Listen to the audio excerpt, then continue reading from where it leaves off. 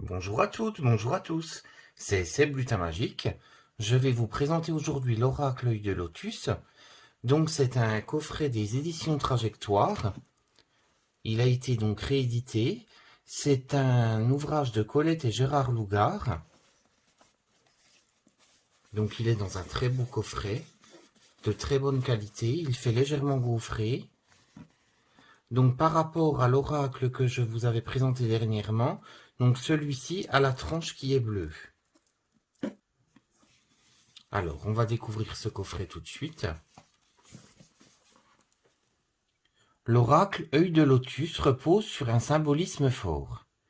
Il rapproche la représentation par excellence de la clairvoyance, l'œil avec le lotus frontal, chakra de l'intuition qui donne accès à la connaissance. Ainsi, par ses images originales et explicites, l'œil de lotus vous aidera à trouver des réponses à vos questionnements, développer votre intuition et stimuler votre analyse personnelle. En consultant le guide qui l'accompagne, vous pourrez approfondir le symbolisme de chaque carte et en étudier la valeur sur le plan numérologique, comprendre le sens des associations entre certaines cartes et affiner votre interprétation par rapport aux divers domaines de votre vie. Plusieurs méthodes de tirage sont décrites en détail et illustrées d'exemples explicatifs. Avec l'oracle Œil de Lotus, portez un regard éclairé sur votre évolution personnelle et vos relations avec les autres. Donc ce coffret comprend un livre qui est de 192 pages, ainsi que le jeu authentique de 55 cartes.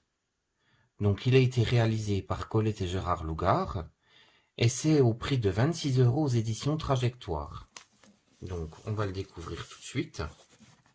Donc c'est un très beau coffret.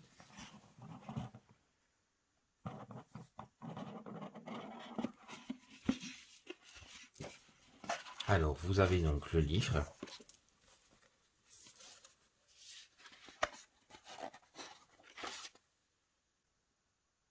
Vous avez donc le symbolisme et l'interprétation des cartes. Donc où Gérard et Colette vous réexpliquent par rapport aux cartes, comment les interpréter, le sens de la numérologie, donc le sens détaillé, et ensuite on passe à l'explication de chaque carte. Donc vous avez le symbolisme de la carte, la description et l'interprétation par rapport au plan sentimental, à la santé, au professionnel et sur le plan divers. Donc ensuite vous avez une page avec quelques associations. À la fin du livre, vous avez les méthodes et exemples de tirage. Donc le tirage classique en croix, avec un exemple. Le tirage en fer à cheval, donc qui est à cette carte.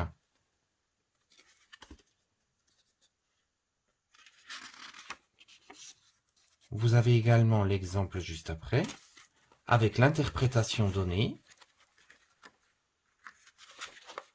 Ensuite, le tirage en losange, donc il se fait en 5 cartes. Vous avez également l'exemple de tirage. Et le tirage astrologique. Donc tout est détaillé de la carte 1 à la carte 12. Et vous avez après également l'exemple de tirage astrologique. Après, vous avez le tirage en arc-en-ciel qui est en cette carte, avec l'exemple et l'interprétation. Et enfin, les remerciements. On va prendre l'exemple de la carte numéro 2. Donc vous avez l'explication de la carte de la femme. Ensuite, le plan sentimental, la santé, le professionnel, le divers et les associations de cartes. Donc la carte de la femme, on vous évoque que c'est la consultante ou alors que ça évoque une femme en général. Des accessoires qui lui sont propres, donc là par exemple le chapeau paillé orné d'un ruban, les fleurs qui suggèrent la finesse mentale, l'ouverture spirituelle, le ruban rouge qui dynamise, il symbolise la vie, la force, la créativité, les fleurs préparent l'arrivée du fruit, les larges bords du chapeau sont le signe d'une nature discrète et vulnérable qui cherche à se protéger, la créativité, principe féminin, est mise en avant par les gants. donc ces gants qui recouvrent les mains. Ils représentent les outils du mental. Ils sont aussi les signes d'une distinction et de raffinement. Donc on va découvrir les cartes ensemble.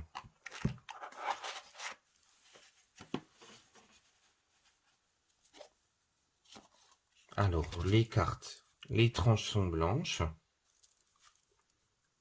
Le dos est bleu avec un œil. Donc l'œil de lotus. L'homme.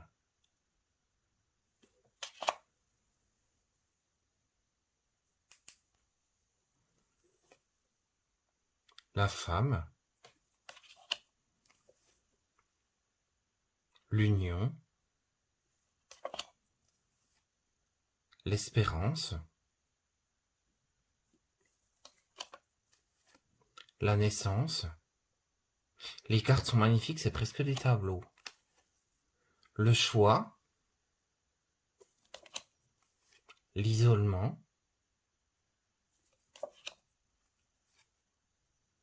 Le travail. La famille. Le déménagement. La justice. L'amitié. L'été. La créativité. Les ennuis. Le détachement.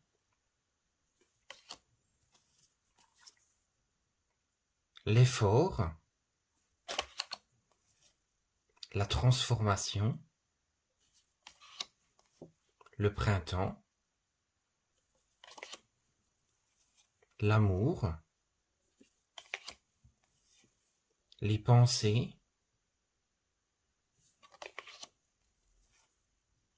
La fidélité. La réussite. La maladie. Le karma. Le commerce. Le départ. La clé. La perte. La protection. Le conflit. La guérison. La chance. La tristesse. La mort. L'automne. Les nouvelles. L'abondance. La lune. Le cadeau. La rencontre. La rupture. La prudence. La stabilisation. L'envoûtement. Ça peut être la prison aussi, être prisonnier. La force. Les ennemis. L'ennemi. Les événements proches. L'interdiction. L'hiver. La trahison.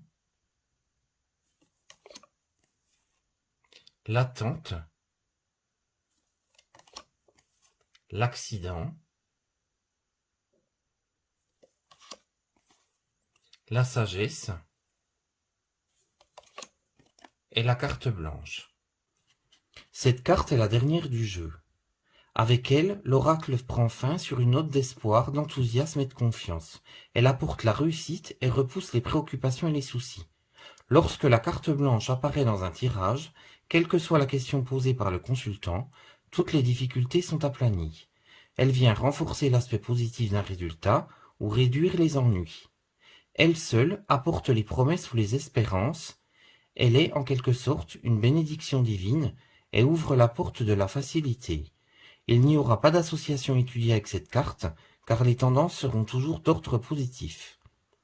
Sa couleur, le blanc, qui est l'ensemble des 7 couleurs de l'arc-en-ciel, contient toutes les forces de vie. Elle relie le bas et le haut dans une attraction subtile.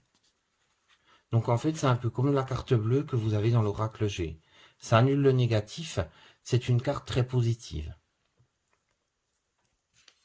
Donc j'espère que cette petite présentation vous aura plu. Je vous remercie beaucoup de m'avoir suivi, d'être de plus en plus nombreux à me suivre. Je vous fais de gros bisous et je vous dis à très vite pour de prochaines vidéos. Merci.